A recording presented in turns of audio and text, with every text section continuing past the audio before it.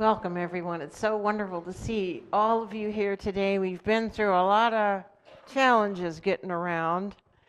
And have you heard there's a Arctic air mass supposed to settle here? We'll warm it up with our love. Yeah. We know Charles Fillmore, our co-founder, wrote, "Unity is a link in the great educational movement inaugurated by Jesus Christ." And what is that education? When we come here to a unity work, we are educated at the soul level, spiritually, expanding, emotionally, healing, intellectually, growing, and physically taking responsibility for our wholeness. But we're here on the outlying areas. What are they teaching at the headquarters of unity?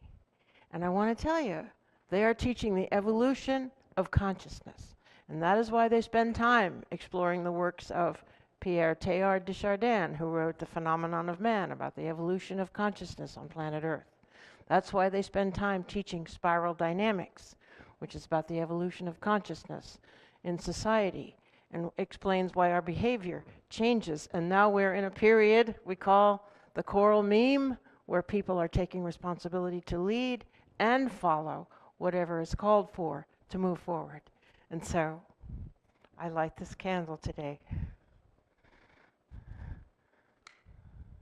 for the growth, progress we are all making through the power of the Christ within us.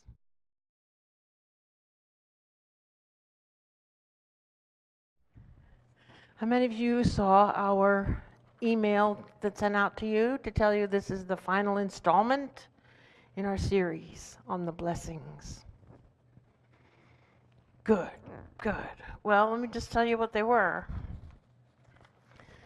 The first one was the blessing of coherence.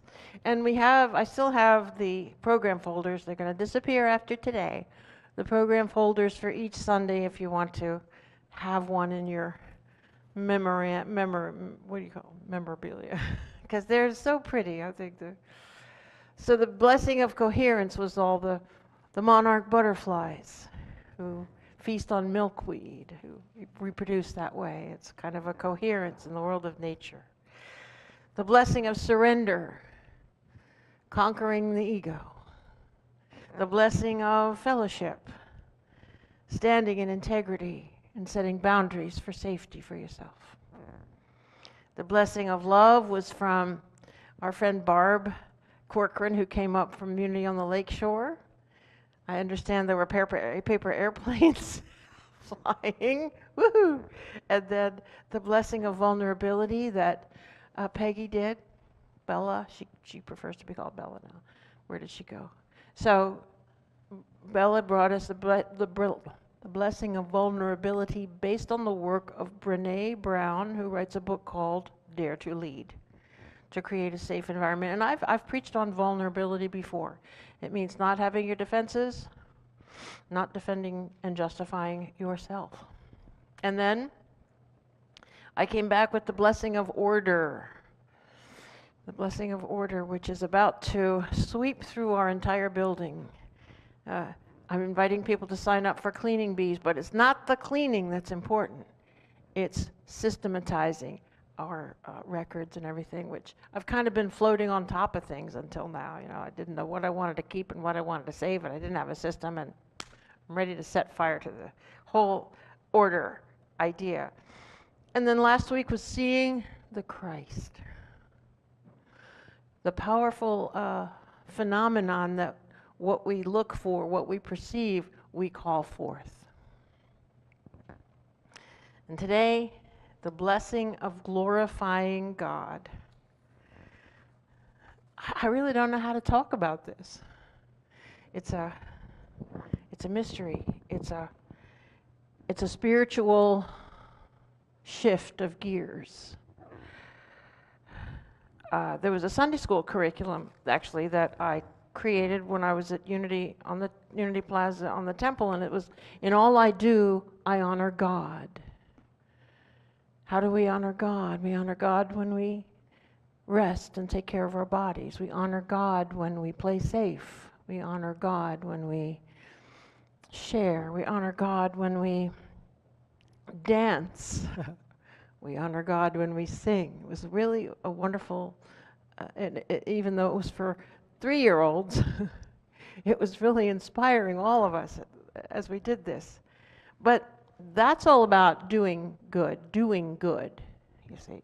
Intentionally doing the right thing honors the higher self, honors the creator, the divinity within yourself, yes. But what I'm trying to get at is a notion of making everything you do an act of devotion, an act of worship, an act of prayer, an act of giving to the spirit of life itself. Jesus said, "Let your light shine before others so that they may see your good works and give glory to your Father in heaven." That's what I mean. So the blessing of glorifying God, I just have to say what it means to me. And after I tell my little story, I want you to turn to each other and have something to say about what it means to you, what you've done to glorify God. So I was really lost at one point in my life. I didn't know what to do with my future. I had a $10 an hour job. I had 2 children growing up who I adored, and I was very involved in their care, but we didn't have any much, affluence.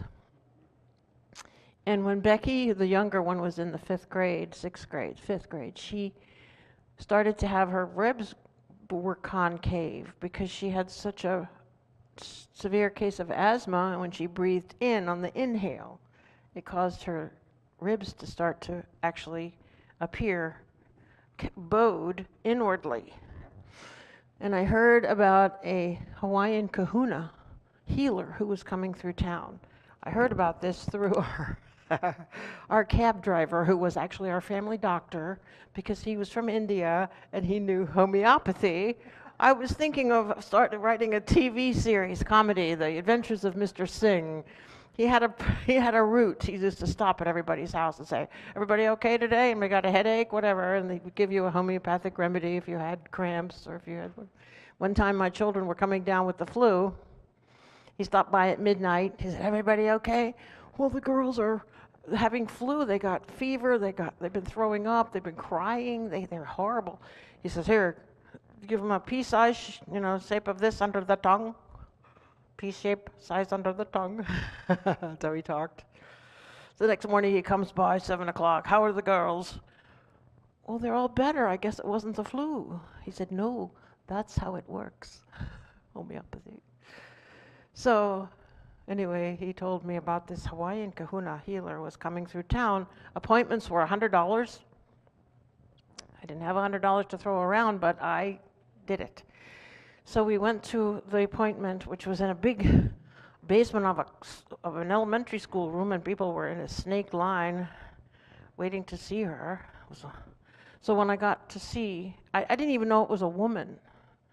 And it was a woman maybe in her 60s, heavy set, very resolute, like, okay, what's wrong here? So I bring Lucy, that's my granddaughter. Becky, thank you. Becky up, and I showed her the shape of her ribs. This woman laid her hands on Becky's ribs and reshaped them right in front of my eyes. Took about 12 minutes. Then she wrapped Becky in a blanket, gave her to me. She said, "Now keep her still for a couple days. She'll be fine. Anything else I can do for you?" I said, "Well, I have eczema on my hands." My hands were bright red all the way to the wrist, every spot on my hands, and it was such an impediment to me. I mean, I used to actually cry in the morning trying to get dressed and fix breakfast. It hurt so much.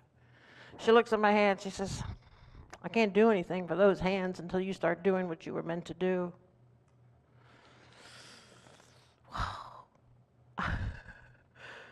That gave me something to think about, didn't it? And what came to me was, Well, I can't really change anything I do today. I have to go to work. I have to make my paycheck. I have to take the kids to school. I have to stay in this house. I have to do everything I'm doing. But I'm just going to do it to the glory of God now. I'm going to make everything that I do for the glory of God.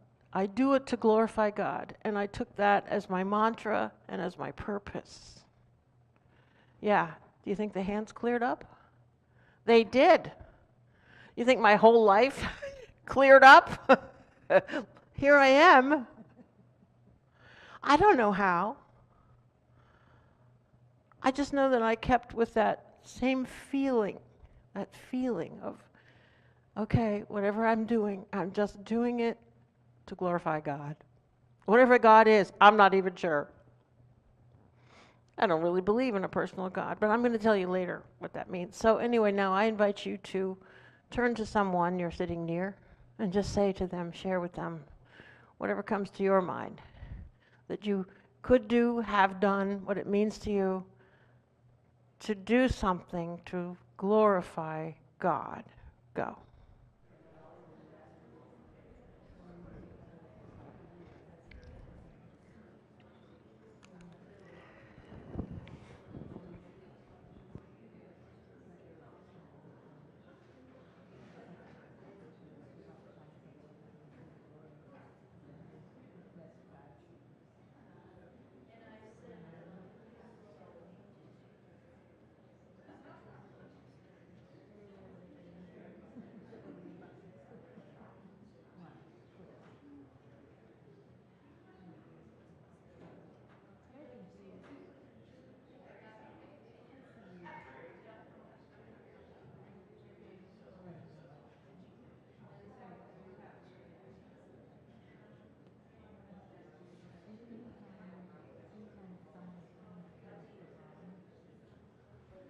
Okay, 10 seconds.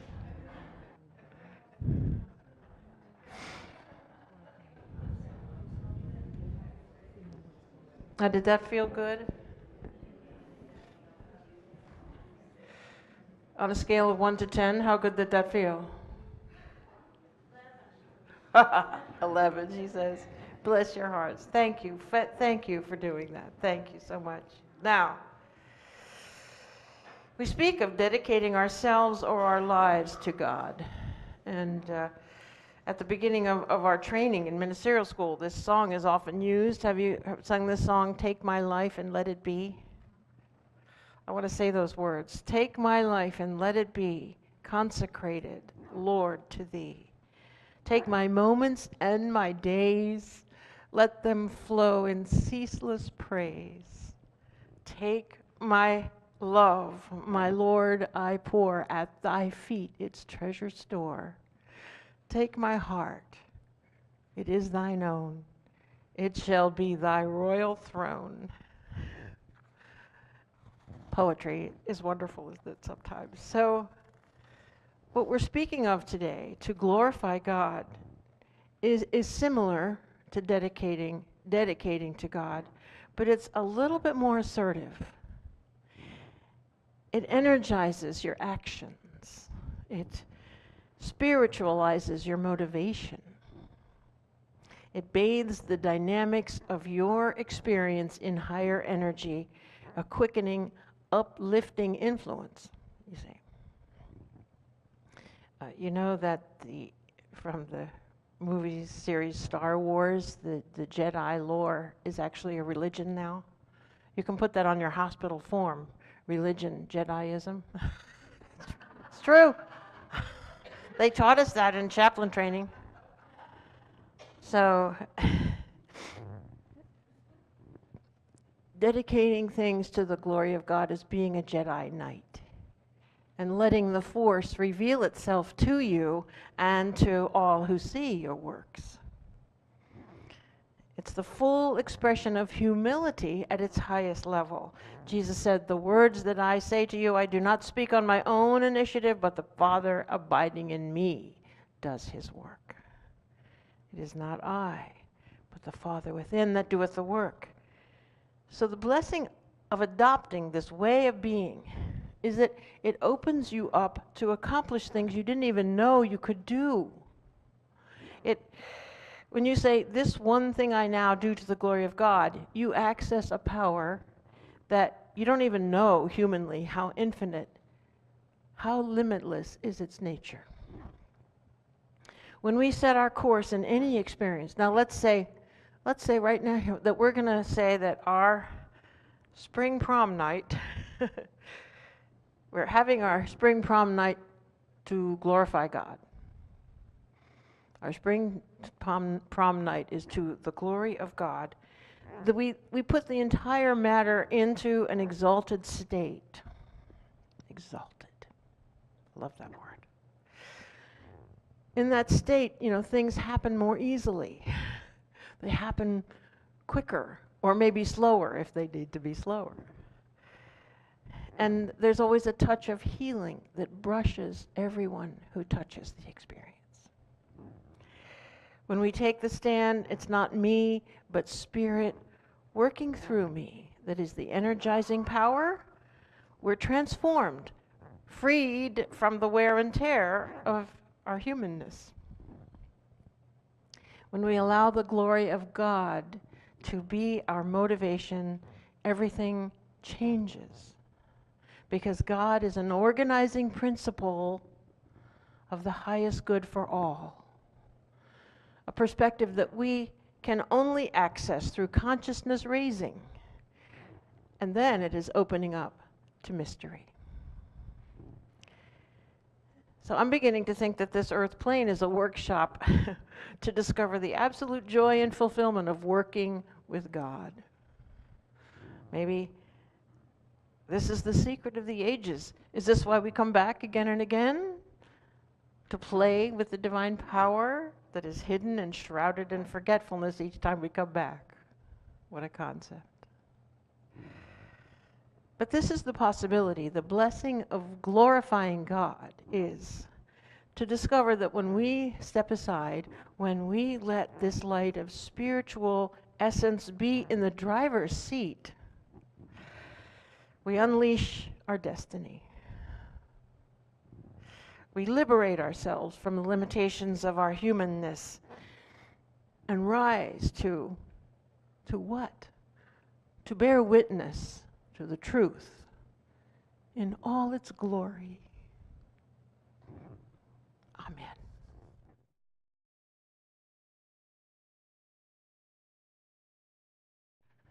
Well, it's come for that time in the service. I call this the crown jewel of our gathering, when we have the opportunity to experience within the love of Jesus Christ, the light of truth, the infinite.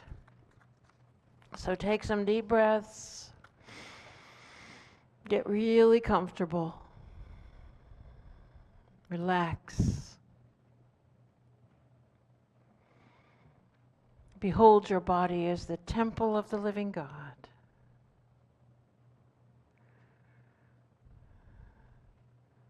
Let your mind drift to radio silence, letting go of the sentences and the paragraphs and the thoughts. And now center on your heart, the seat of the soul. That place within where you feel and experience and become aware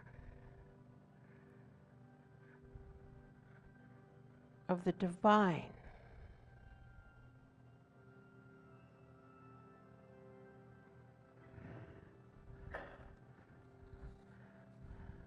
Our statement for meditation today is, I bear witness with my life to the presence of God. So let us vocalize that now together. I'll say it one more time and then we can say it together. I bear witness with my life to the presence of God. Together.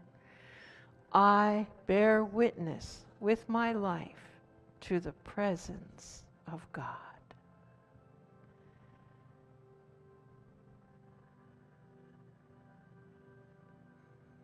And let that declaration settle into every level of your being, harmonizing, purifying, accelerating and uplifting your energy.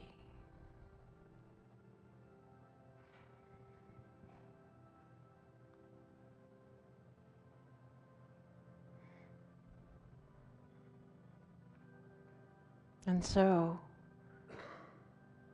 expanded, we abide in the silence.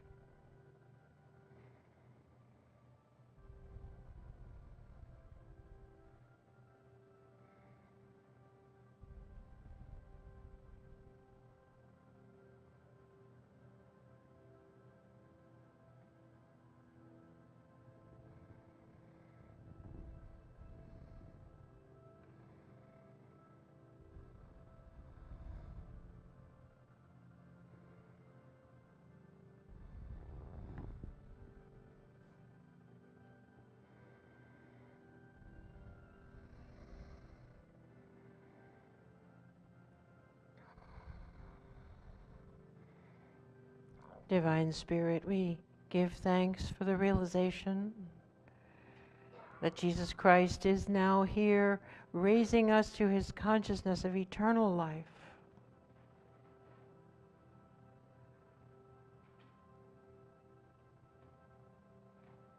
And so it is. Amen.